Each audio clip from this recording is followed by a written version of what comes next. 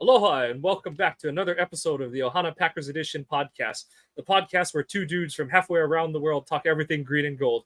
I'm Mike, and that's Iowa Joe. And today, because the Packers have stubbornly not extended Jordan Love yet, and there has been no other breaking news from around the league, I'd like to send a thank you to my wife, Marisol, for giving us the idea of doing summer superlatives for the roster to change things up for the fans. So, Joe, how are you doing today? It's another day. It's getting harder and harder to come up with topics to talk about during these lulls because we've got barely any information coming out on OTAs and no signings, no real releases. I did see, if people would go back and listen to the episode with Andy Herman where we talked about Kylan Hill, I did see that he was signed to a CFL practice squad. So, he's kicking around still somewhere. But other than that, there's really no news anywhere about anything. Yeah, exactly. Excuse me. So like the biggest Packers news is that Devondre Campbell's got 10.7 million dollar cap hit for his from being released with a post June 1st designation has come off the Packers salary cap for 2024. So that's why I kind of pointed to right now as being a time for the team to announce a Jordan Love, a Kenny Clark, anyone extension at this point in time, because the Packers know what kind of moolah they're working with at this point. But so far, no fish have bit. So we're going to roll with it into the Packers 2024 offseason summer superlatives. So this one is going to be fun because Marisol and I came up with the majority of these. Yes, last night I did send these to Joe, but honestly, we're going off the cuff with these, and we're just going to give you these until we fill the hour, and we're going to have as much fun with it as we can. So, Joe, let's start out with a pretty standard, quote unquote, serious one. Most likely to have a breakout season in 2024.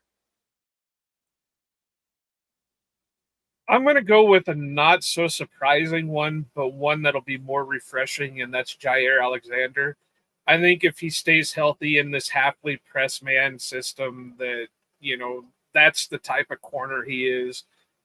And obviously, with the question marks behind him being Eric Stokes, Carrington Valentine, Corey Ballantyne, Kalen King, those kind of question marks there, teams are going to want to avoid Jair as much as possible and target those other guys. So I think in a way this will be his breakout season to come back and be a top 5 corner. Right on. Good pick, good pick. And I'm going to stick on the defensive side. I'm going to say Quay Walker. I just find it funny how, everyone's like, oh, like the new linebackers, which is always something with the fancy new toy. But I do think that we did see solid upticks in certain areas of Quay's game last year.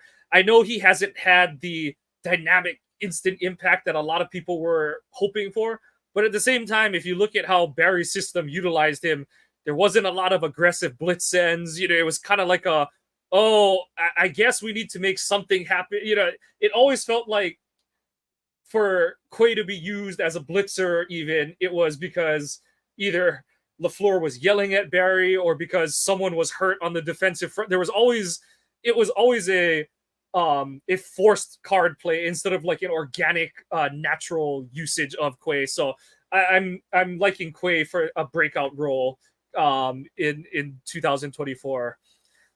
The thing about it though is he didn't have anybody as a running mate to be that coverage linebacker either. So Yeah. No offense to Isaiah McDuffie. I mean, I love McDuffie and I love what he's done so far, but he's not so much a coverage linebacker. He's similar to Quay in a way that he's a jack of all trades, master of none type thing, where he can do little bits of coverage, he can do a little bit of rushing, and he's going to do a ton of tackling. But you don't want to rely on him as a coverage backer. You don't want to rely on him as as a rush backer. And Quay is kind of has been in that kind of boat where he's had to be the jack of all trades and master of none because of not having that opposite of him. So he's had to take on more as a coverage backer, as a tackling backer, instead of being able to rush. Now, obviously, I know the big thing about Cooper is he's supposed to be the same way as Quay. So who knows what's going to go on there. But, if you go by the rookie mini camps and the OTAs so far, they're really, hyping up Edgerrin Cooper to be, that playmaker next to Quay. And it's going to be interesting to see how they play them going forward. Yep. Excited to see. One of the things I'm really looking forward to in the preseason. All right, let's have a little bit of fun with some of these. Most likely to out-chug Bakhtiari. Oh, we already know that answer, and that's Tucker Kraft.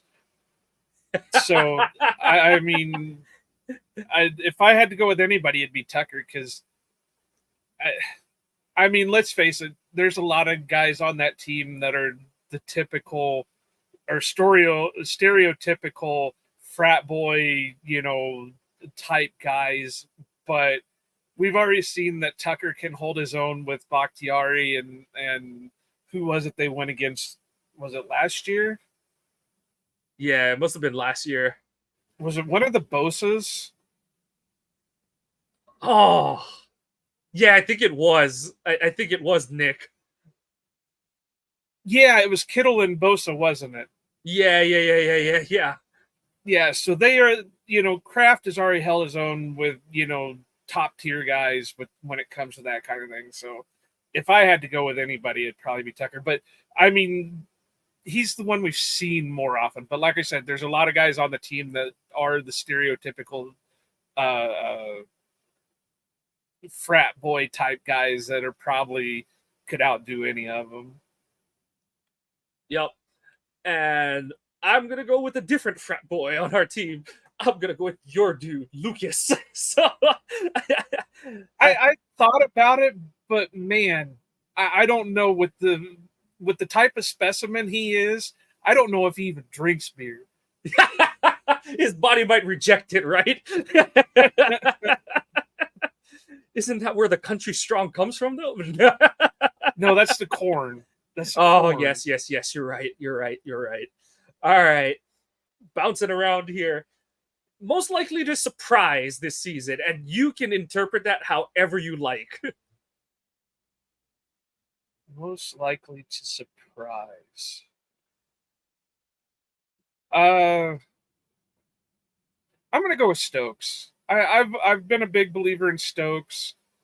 I the way it sounds with all the technical terms that are coming out of camp about what they found out in Madison, that they're really on a plan on how to.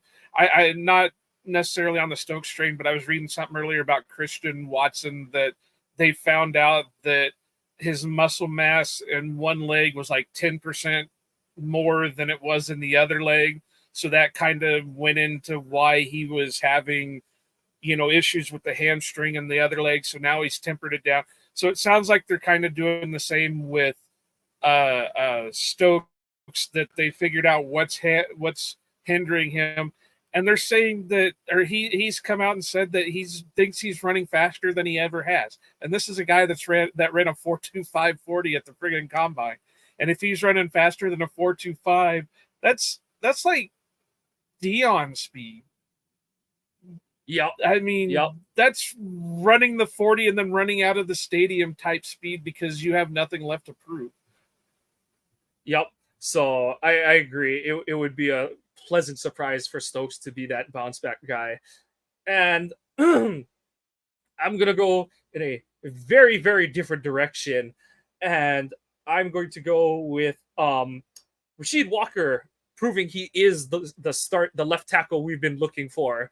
I know that won't seem like a surprise, but you just count everything that's going to get. I don't want to necessarily say going against him, but he is the former 7th round pick. He wasn't the outright starter last year. You know, they were rotating him as the season went along, and they potentially drafted his replacement in Jordan Morgan. You know, you and I have both said our pieces on that, where they go, and but I think that, and you know, we've seen those reports from a couple different sources that Rashid took the Morgan selection as well as the team hoped he would, where he kind of just said, "All right, buck up, let's strap, you know, let's get the pads on and let's see who's gonna win this thing." So I'm hoping for I'm hoping for a big year out of Walker this season, because it would obviously be great for the Packers if that's what happens. Right, and I'm still on the hype train with him.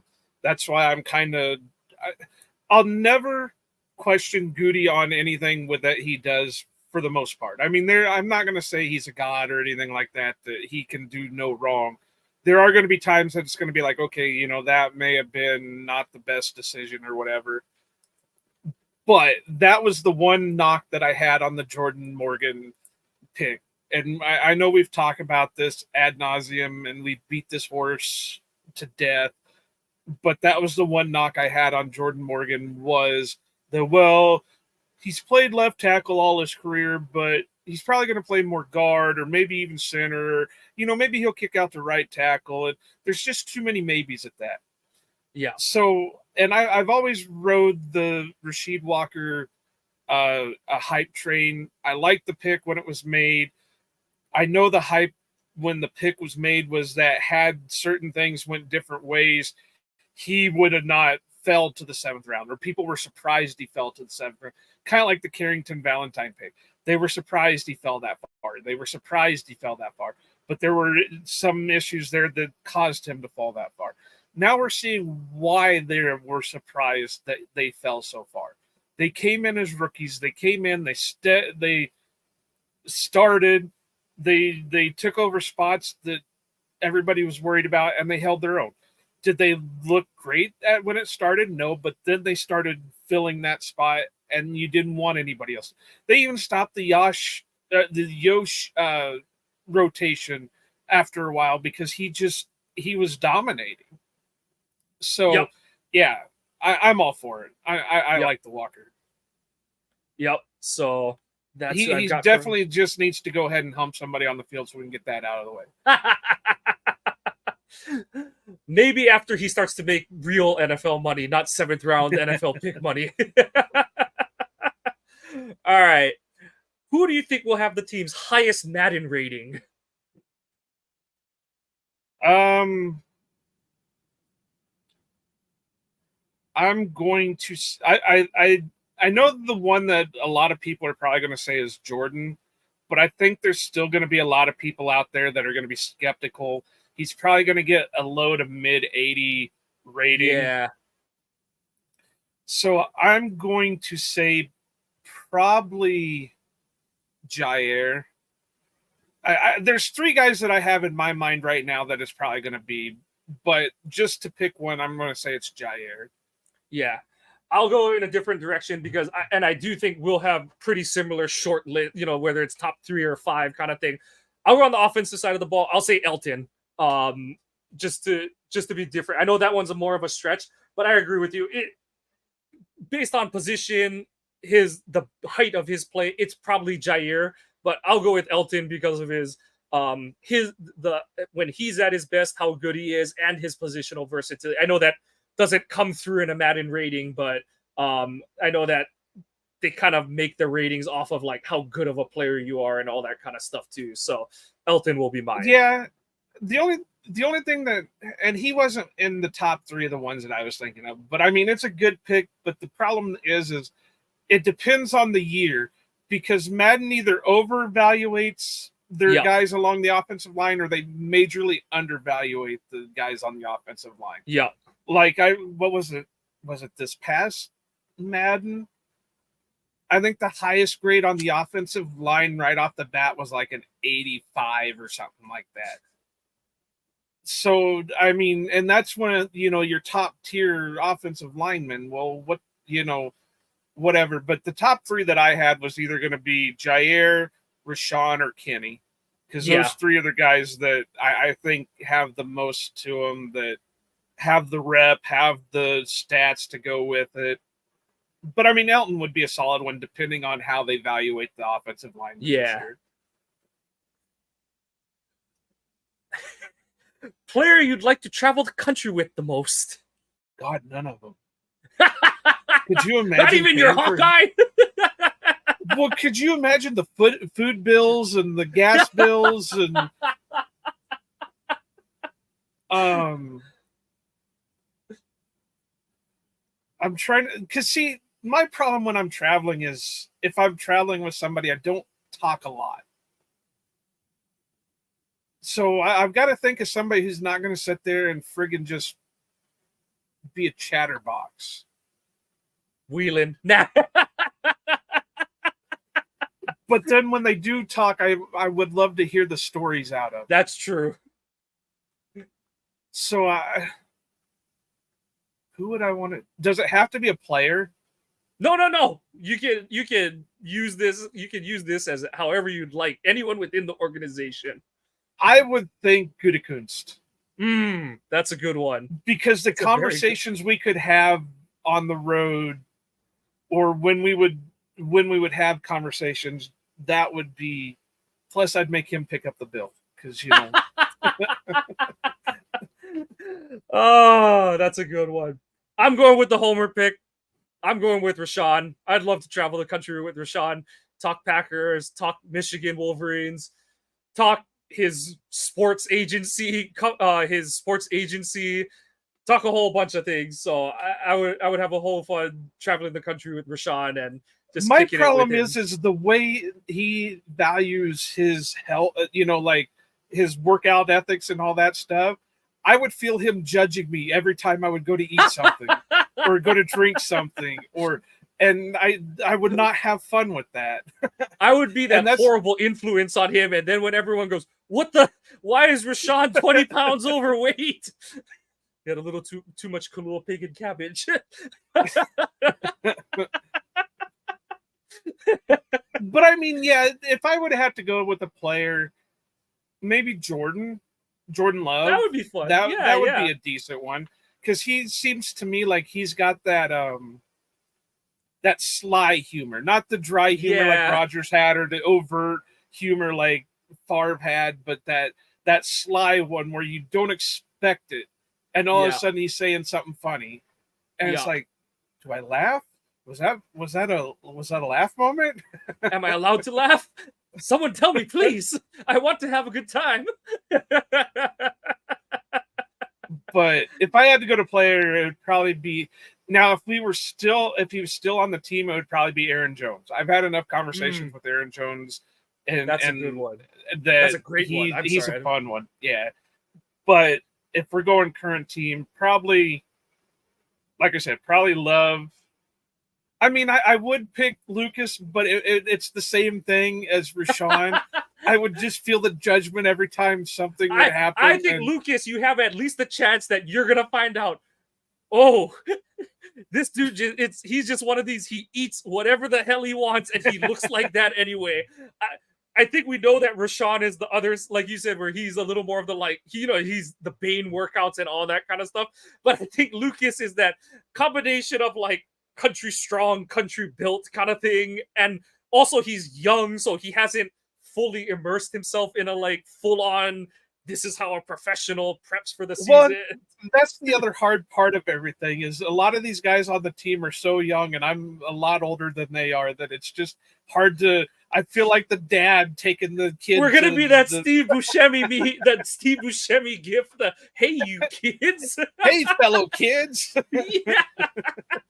Do you guys still eat Cheese Whiz?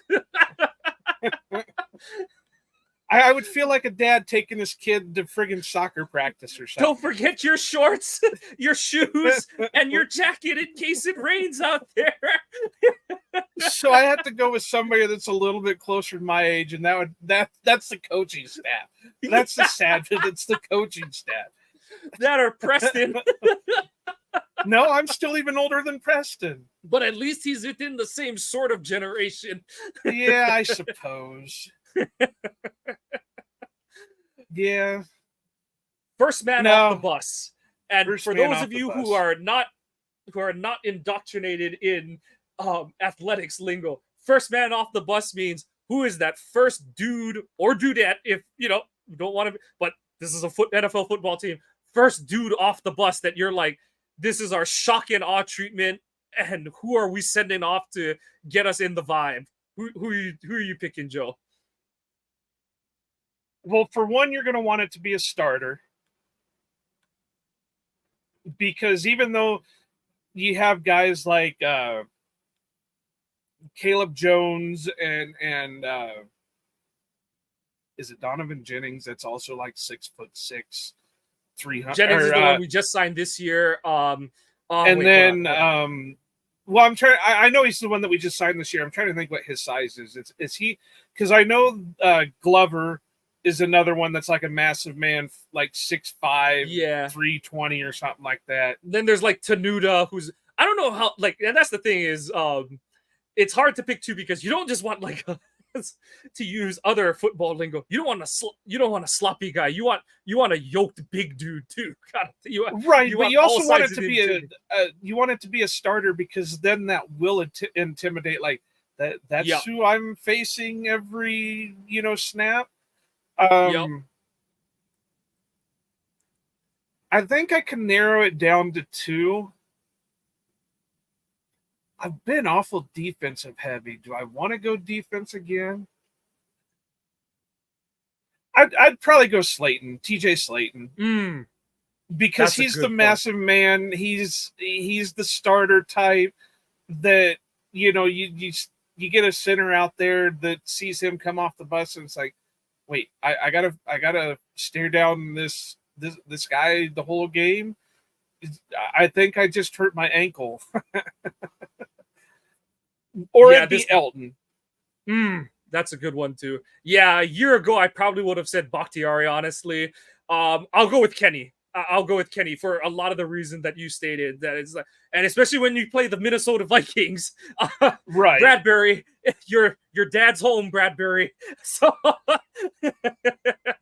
I mean, you could theoretically say a guy like AJ Dillon, but we all know how Dillon's played the last few years, so it's not as terrifying when you see that massive man, but you put his career numbers along with the massiveness. Yeah. Where like a guy like Kenny or Slayton or Elton, you know what they are. I mean, Elton put Aaron Donald to shame. Yeah, he had Aaron Donald so mad that he tried to choke him out, and still couldn't do it. Nope. And then just for other considerations, obviously our your and my homework picks, Lucas and Rashawn, I think would be good picks for this one too. Yeah, Lucas definitely, just because of his massive like wingspan. He definitely looks like a Bigfoot type guy where you just see the lumbering arms. You want a guy who has to duck and turn coming out of that door. Yeah. Yeah. Building off of this one, last man off the bus. Oh, it's got to be a kicker or the punter. So Whelan or Carlson. Anders. I think it's Anders, because Whelan is actually, I think he's like 6'4" or something. So I think, I think no offense, he's a punter. You don't want the punter to be one of the first one off the team, or I mean off the bus. But to be dead last, it's Anders. Yeah, but Anders is like 6'4", isn't he? Hold on, let's see. Because he's a tall, lanky motherfucker. Oh yeah, you're right. Oh, he's actually taller than Whelan. Yeah, he's 6'5", 218. So flip a coin. Which one of you has been playing worse the last couple weeks? Or honestly, the sleeper from this past season is freaking Orzik. Snap better, damn it. Don't gotta come off the bus like you're in witness protection. Snap the ball better. No shit. Yeah, like I said, it'd have to be one of them, because even though they are kind of tall, lanky guys, it's a thin, tall. It's not like like that dude's like kind of like a a wiry like cut kind of athlete. It's still a tall, skinny punter or kicker. Well, not just that, but they don't inspire fear because of the position they play. You can have a small, lanky guy if he's a headhunter out on the field playing defensive back or something. Yeah. But when the kicker or punter's job is to stay away from contact, that doesn't inspire any fear at all. Yep. So, oh, we're just burying specialists. Oh, I would right. take a kicker in a heartbeat in a fight, because that leg would come in handy, man. They're gonna split that up right. Most likely to be an NFL coach in the future, you can make this just position, coordinator, head coach. Oh man, now you're really getting tough. If he was still on the team, Aaron Jones would be the easiest answer right there, because he inspires a lot of players, and we found that out last year with Jaden Reed and Dontavian Wicks and guys like that. I'm trying to think of somebody from last year that people talked about as being a guy that was very outspoken during practices and stuff like that.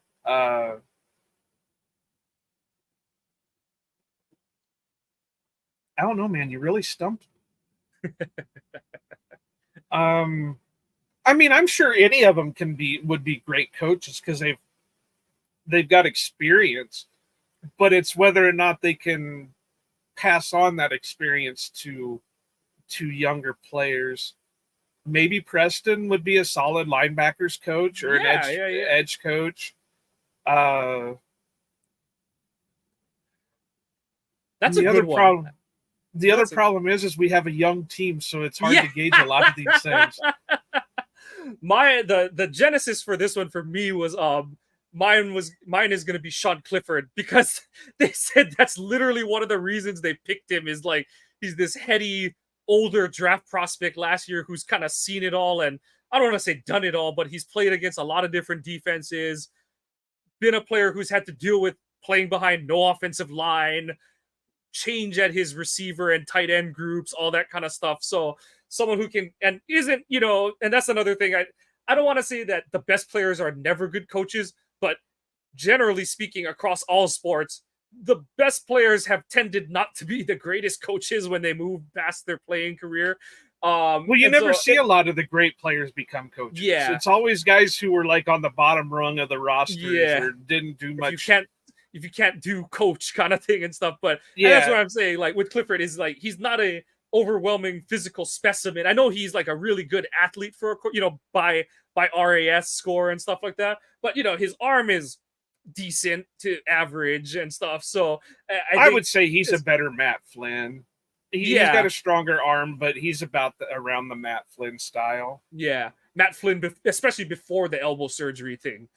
So, but yeah, that one's really a hard one. I guess I would have to just say Preston out of. Okay, let me twist it a little bit. Player you would like to see be a coach, and you can say for whatever reason why. So, for example, I don't think he would be a great coach, but Jair. You just stole mine, because I was going to say I think he would be Dion times 2.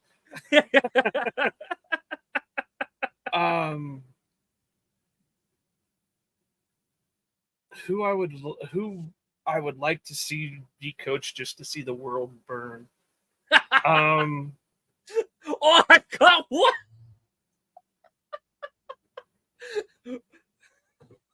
Because that's basically a Dion type thing. They're so flamboyant, they're so out there that they're going to draw more attention to themselves than the actual team. Jair would be the perfect one.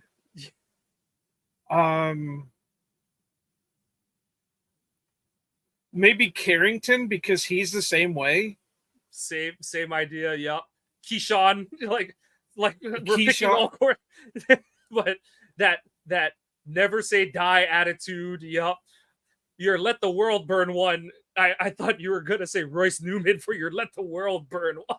No, because knowing him, he would become like an amazing coach or something, because that's the bottom of the rung, of the roster. Better than type James guy Captain kind of thing. Yeah. Yeah.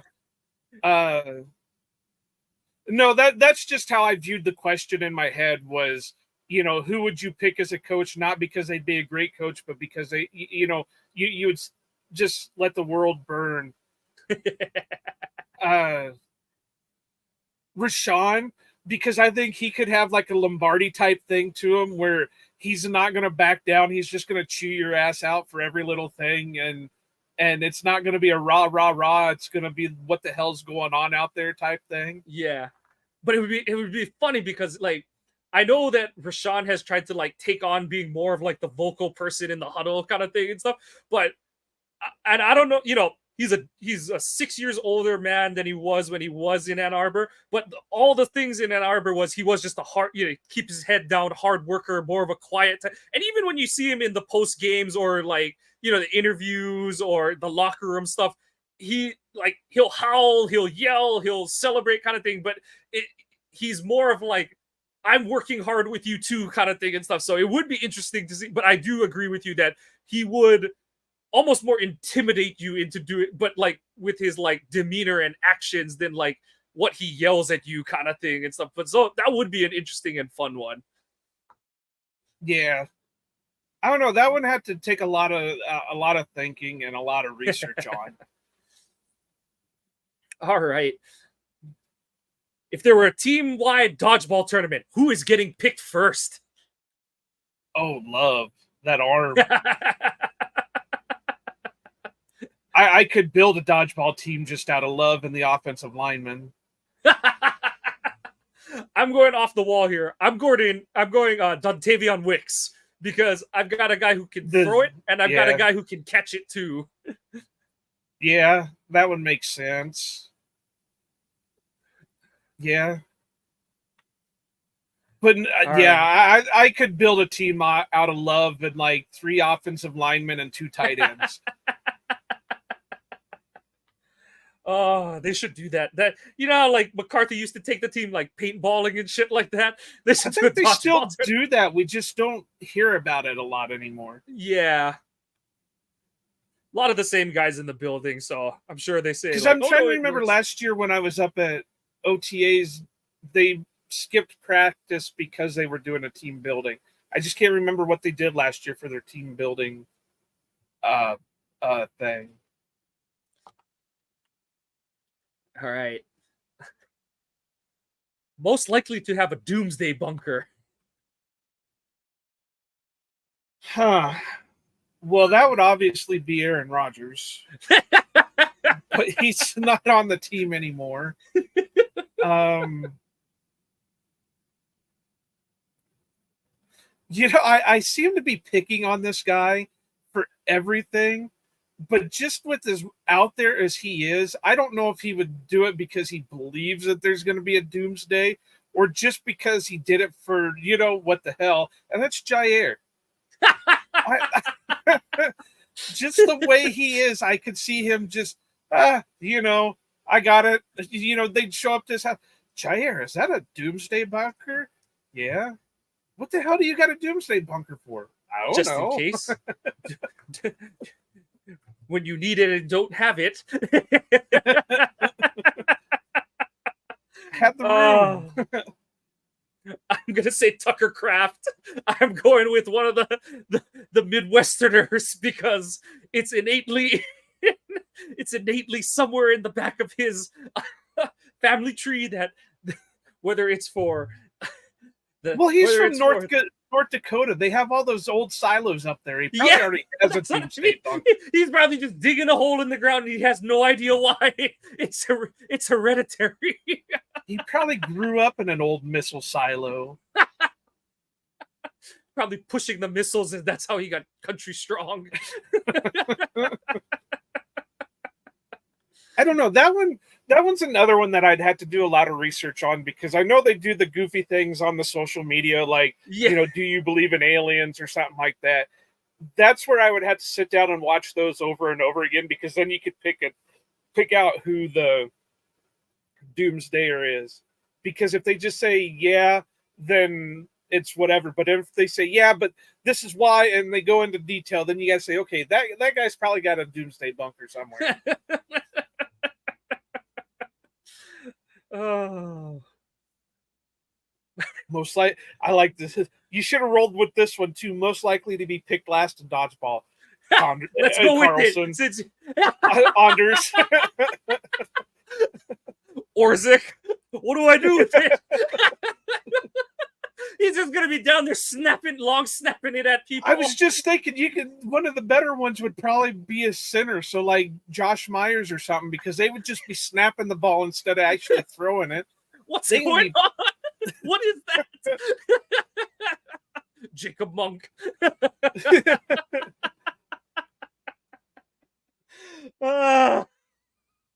Since you mentioned Rogers in the other one, most likely to set up Rogers if he was still on the team. Now, hang on, guys.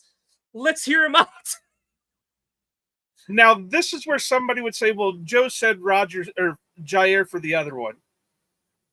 But after a comment I heard after practice from Jair Alexander, Rogers is not high on his list. Right. So I would say and this was not during an interview or anything. He was just outside and he was talking to some fans, and they asked him a question about the 2020 the championship game, and he was super pissed about how the offense went after he had 3 interceptions and shit like that. Yeah, Amos had one and he had 2 or whatever. Yeah, and he was not a super Rogers fan at that point. So I can't go with him because I know he would just be like, fuck that guy. Bakhtiari is not on the team anymore, and that would have been too low of a hanging fruit anyway.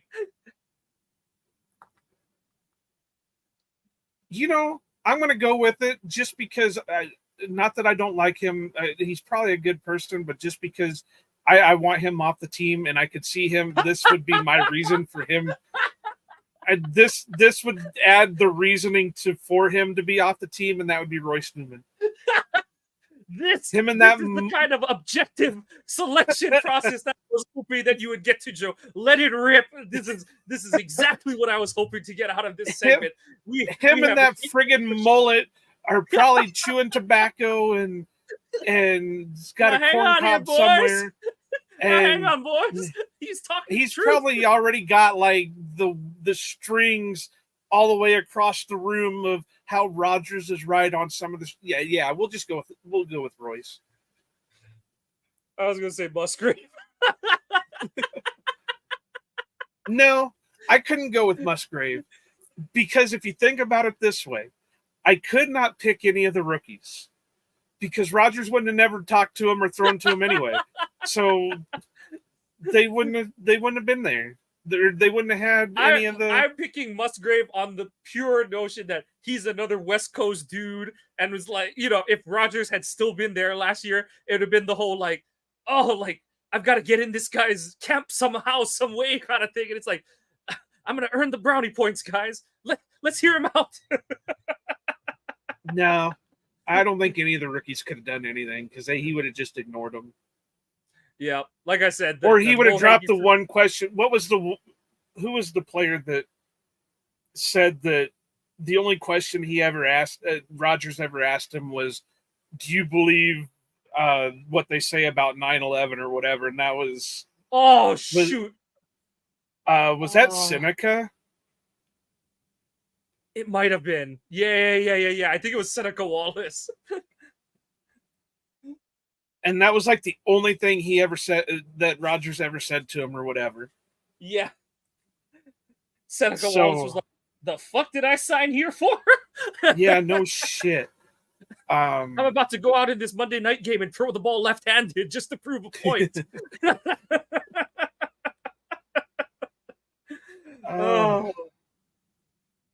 All right. most likely to fart in a team meeting and blame it on someone else. I know who I would pick, but they haven't been on the team for a while. And that's either Josh Sitton or TJ Lang. You're in the right room. This is definitely an O-lineman thing. Definitely an O-line. No, I could see it being a wide receiver thing too. Oh, so I could see it being like a Watson or a Reed or something like that. Maybe even Dobbs. But no, Dobbs is the next part. Dobbs is the next part of this question. The one that catches the blame. Yeah. Okay. Well,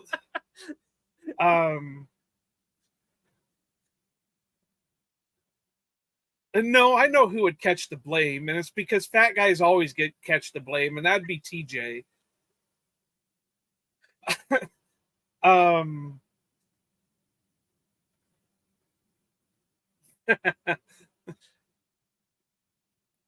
God, that one's. I mean, these are really good questions, but it's really hard to pick somebody. So I'm gonna steal your thunder a little bit on this one. So mine for ripping it and blaming someone else. And okay, so I'll go to the second part. The second part, we kind of alluded to it, is who is getting blamed for it. I'm going in the D-line room. Who's ripping it is Devontae Wyatt. Yeah. And TJ is definitely catching the heat for it. Fat guys always get blamed for that shit. So it's one of the skinny guys in the fat guy room, and it's the biggest guy in the fat guy room getting the heat for it.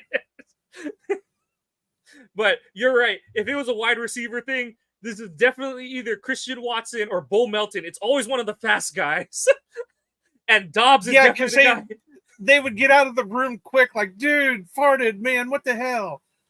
Yeah. And it's definitely Dobbs who's like, wait, where's my pen? No, it wasn't. What?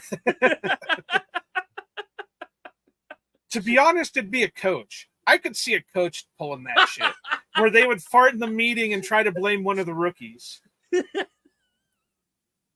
His butt kiss. That's the one that kept coming to mind, but I'm like, man, that guy's a scary guy, and for him to try pulling that off, they would have anybody believing that he didn't do it, they did it, even though they knew for a fact they didn't do it. You're right, Coach. I did it. I'm sorry. Like poor Jacob Buck gets teased off the team or something. I'm sorry, Coach. I didn't mean to. But I could this is going to sound weird, but I could also see LaFleur being that type of coach. Or Hafley. LaFleur. Well, I don't know much about Hafley. I haven't been able to see him too much, but I've seen enough of LaFleur that I think he could be somebody that puts on the airs to everybody else, but in like private, he's the one that's ripping ass, or he's doing some weird ass shit like that. And then like LaFleur would totally be the guy that, like right now he's got the sling because he tore his pec or whatever the hell. He'd be like, don't blame the handicapped guy. Like he's totally like you said, he's definitely one of those use all the bullets in his belt to deflect it. I could also see Stenovich too. Just because like I said, any of the coaches I think could do it. And hell, I wouldn't be surprised if Ted Thompson didn't used to do that all the time, because then he would blame it just on his age or something. Like that South Park episode where they're in the nursing home, and well, you just gotta accept it. Oh no. Yeah, you watch him try to like blame it on Gutekunst or Elliot Wolf or something. They're just like, well, that's probably why Elliot left. I'm not taking any more crap from Ted. You know who my dad was? Yeah, no shit. And he used to pull that shit, and I'm not going to take it from you, too. He made me pull his finger for years. Oh, a player that Bob would Harlan.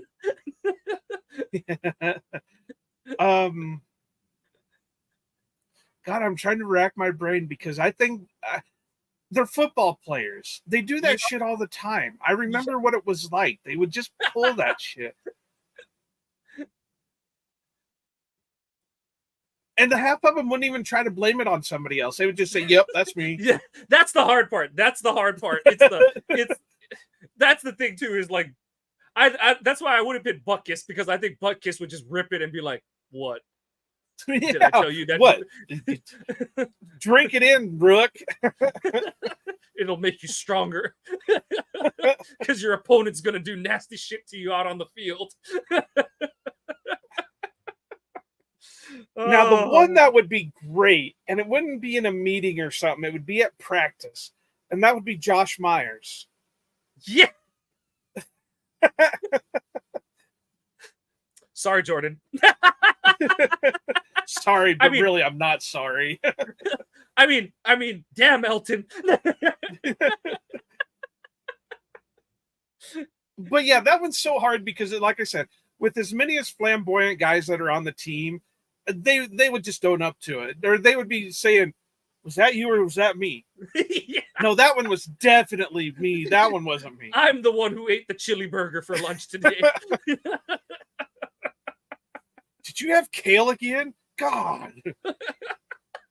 You know how you get.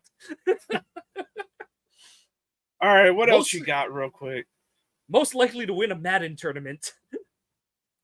That could honestly be half the team, with as many of them that play video games. I know I'll go with Dylan. Preston. I'll go with Preston. Yeah, have you ever watched his gaming stuff? Yeah, he's like hard. He's hardcore into role-playing GTA.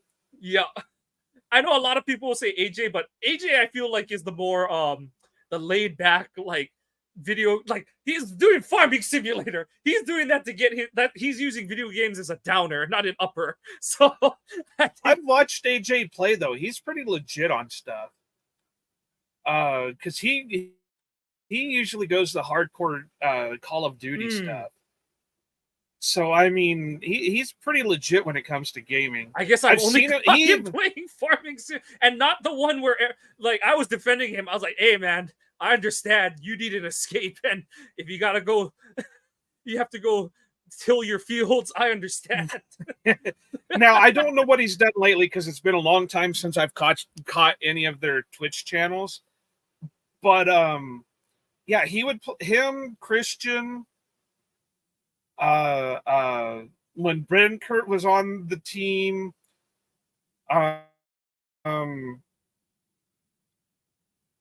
MVS, and there was like a group of guys that were just hardcore into like Call of Duty and stuff like that. And they put like pro gamers to shame, and it's just amazing. So I'm going to say it's kind of a toss-up right now between Dylan and Christian Watson. I've seen Dylan play football games, and he was pretty legit at it. I haven't caught Christian play any yet, though. I know he does game. I know he does do some of that stuff. But I've never been able to watch him play an actual football game. AJ even went so far back that he had somebody bring or get him a jailbroke copy of the last college football game. Oh, okay. Yeah. So he's legit when it comes to a lot of his sports games. All right. So, yeah, that one's a top. And let's bring it back to a little bit more serious one as we wrap up the hour. Most likely to have a bounce back season this year. I'll go with Stokes again, just with what they've been talking about. And I think he'll do a lot better in the press man system than he was going to in the zone coverage system. And if they've truly figured out his injury problems, I think that's part of the reason why he was struggling on the field, was because his mind was so up with, okay, well, if I do this again, am I going to get injured? Overthinking. He was basically overthinking things because he was worried about getting injured again. We kind of talked about this with the whole Jair situation. Jair's back last year where, it was the Minnesota game in Lambeau where we're like, you and I are both guys that have dealt with back injuries, back issues, and it's like, or are dealing, I should say, with back issues. And we both looked at it and we're like, that's a dude who is trying to count his steps. He's trying to map out everywhere he goes, how he does. He's making sure that when he turns right, his left foot is the last foot that takes a step and all that kind of. So yeah, I totally agree with you that like, and I know, they're like, oh, but Stokes had foot surgery, but you don't know, like, are you gonna feel that shooting pain the next step you take? Are you gonna, right? It doesn't matter if they've already had the surgery. Matter of fact, the surgery makes it worse because then you're second guessing coming back from that surgery. Yeah, and you're gonna overcompensate after having that surgery. Like, okay, I know they're telling me that it's 100% fixed, but am I going to re-injure it by doing this? Yeah. Am I going to in Stokes' case, I believe we saw that play out where he had the hamstring issue on the opposite leg kind of thing. And like that to me said, I'm not a doctor, but that's textbook one for anyone who's rolled an ankle on one foot and then rolled the ankle or pulled the calf or hamstring on the other leg. It's like you're trying to do, I'm going to jump off of my other leg. This is the leg I'm going to push off on everything with and stuff. Like, yeah, once the news like came out that it's like, he screwed up the left leg and the right hamstring is the one that I was like, yep, we all know what's happened. Anyone who's played a sport knows exactly what's going on here. So yeah, like you said. And then my guy is the other guy who went to see the same.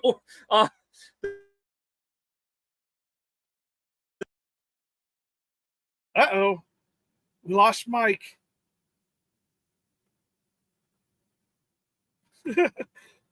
Mike got too excited for it. He dropped out.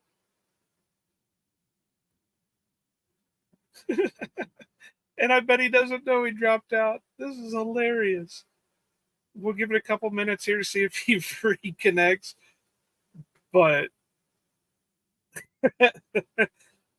so I know who he was trying to say before he dropped out, and that's Christian Watson.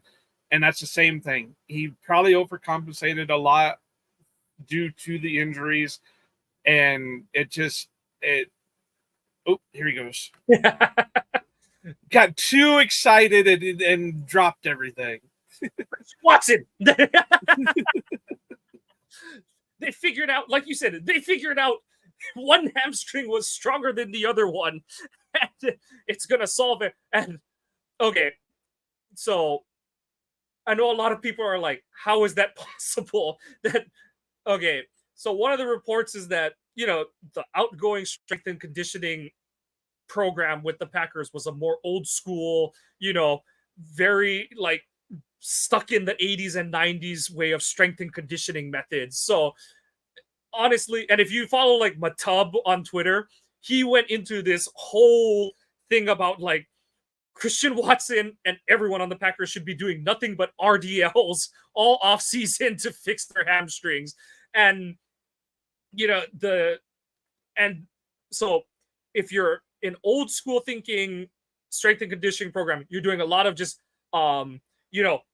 deadlifts, squats, it's both legs at the same time kind of thing. So your body, to move the weight and stuff, you're compensating, but because you're only doing, you're doing bilateral, but you're not doing isometrics at all, you're like, your body just gets accustomed to moving weight a certain way. And that's why you'll think you're strong, you think your body is in sync and stuff, but if you go under the hood and you're like, oh, this hamstring is 20% stronger than the other one. So or if you look at it, nobody's like body is like the same measurement on everything. So like one of my issues is my left arm is a little bit longer than my right arm. So when I do like a bench press or something, I have to like move my left arm out just a little bit to compensate for the little extra length there. So if he's just like a quarter of an inch longer in one leg than the other, then when, like you said, when he's doing that one motion, the one leg's building up a lot more than the other leg's building up. Yeah. And you look at like, you just, what is he? He's an explosive athlete, an angular explosive athlete. And you saw like the Kansas City game. How did he get hurt? He's running an end around and he just turns the corner and it's like, oh, like the athlete's joke is like he got shot by the sniper as he turned the corner kind of thing. But right. yeah, And we've talked about that before, where a lot of these guys are coming in that are super freak athletes, and the body just can't handle being that freakishly athletic. So they have to retune their body for a lot of this stuff. Yeah. And I know like it took Clay a long time, and then that's when he got into like yoga, MMA training, all that. Tremont did the same thing. Yeah, Tremont got into the yoga and all that. Yeah, you get into the non-traditionals, and that's kind of what switching up strength and conditioning programs is like the guys who have been around the block in Green Bay for a while, they've been working out with the same program, and a lot of it might be the same ones that they've been doing since high school.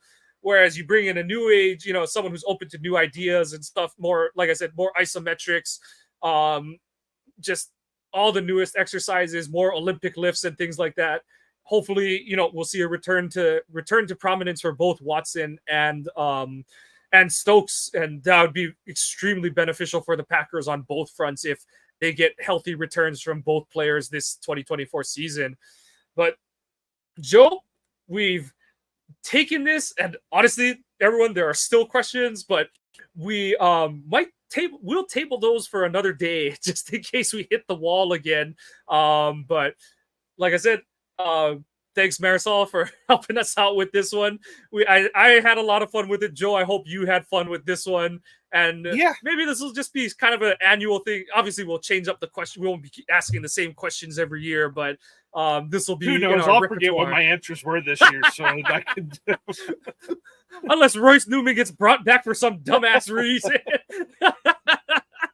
Then I'm definitely going to say he's in the Rodgers camp on that thing, because there's some kind of weird ass conspiracy going on.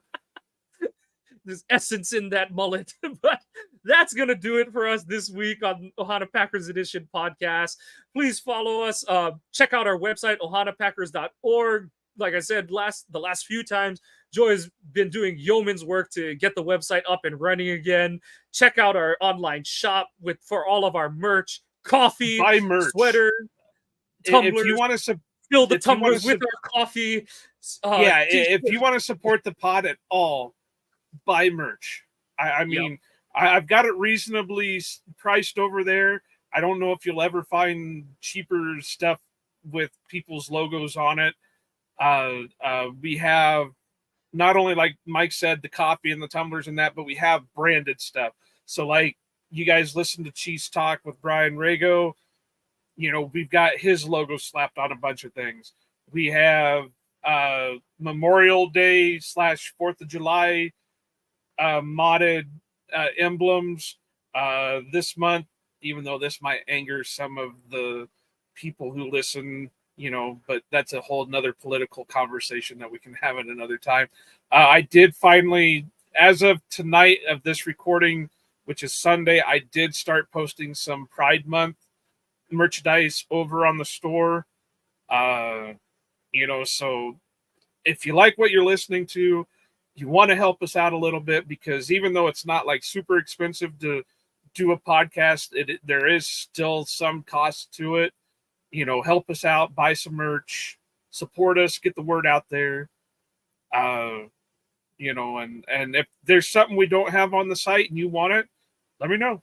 Drop us a DM. Mike's gonna give you the contacts here in a second. Yep. Be following. So to get in contact with us best, follow the pod on Twitter at Ohana_Packers. That like Joe said, any sort of feedback, any sort of requests for the merch, any and to be eligible for any of our events drawings, you need to be following the podcast's Twitter handle. You can follow us individually, we'd appreciate it, but follow the podcast to be eligible for everything and to get in direct contact with us for all of our giveaways, merch requests, episode content requests, anything of that. We love to hear from you guys. Follow the podcast on your favorite podcasting apps. Give us a like and a subscribe if you're enjoying what you're hearing. Positive or negative comments, please give us all of those, because we want to be producing the content you want to listen to. The Packers move along through the offseason. We're going to be here with you every step of the way. But this is going to do it. Joe and I, like I said, we just had some fun on this one with our summer superlatives for the 2024 Packers. But that's Iowa, Joe. I'm Mike. Go Pack Go, and aloha.